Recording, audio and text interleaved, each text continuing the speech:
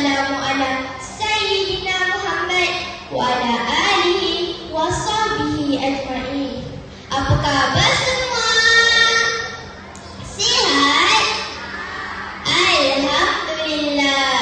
Tahniah kepada semua sahabat saya di sini kerana terpilih untuk menjadi dai di pentas pada hari ini.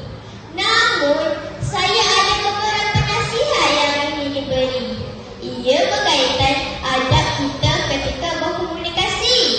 Kawan-kawan, jangan ke mana-mana. Mari dengarkan sidang pendengar di dewan dan di rumah. Bukan secara bersemuka sahaja, bahkan di media sosial pun kita boleh berinteraksi, kan? Kawan-kawan, cuba sebuka aplikasi yang ada: TikTok, WhatsApp, Instagram, YouTube dan banyak lagi. Sabda Rasulullah SAW, Al-Muslimu man salimal muslimuna min lisanihi wa yadihi. Maksudnya, Muslim itu memberikan kesejahteraan kepada Muslim yang lain dengan lidah dan tangannya. Hadis riwayat Al-Bukhari.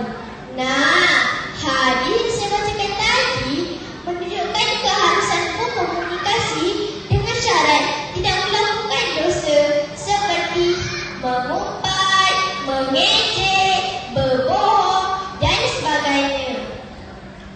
Kawan-kawan, pilihlah perkataan yang elok-elok ketika bercakap dan ketika menulis di media sosial. Salam dihulur pembuka bicara, lembut dan sopan mengalun suara, yang perlu sahaja harus dikata, berikan tumpuan hatinya dijaga.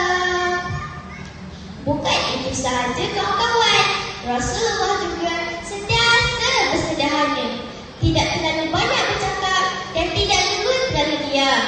Nabi berpesan supaya kita diam jika tak ada benda baik yang ingin dikatakan. Kalau kita semua benda nak dikecohkan, siapa ada yang mengejek nama mak ayah lagi, sampai ada yang bergaduh dan menangis. Astaghfirullahalazim. Sudahlah tu. Jagalah lisan kita baik-baik ya kawan-kawan. Boleh? Janji?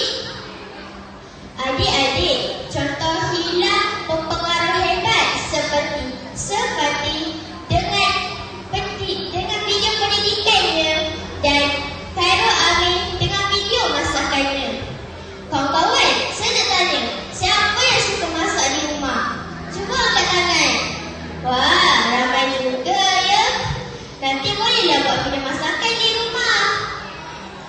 Sampaikan tingkahmu, bahasa tuturmu, ku inginkan jika kamu beradablah dulu. Jelaskan lisanmu ketika bertemu, masyarakat aman sejahtera.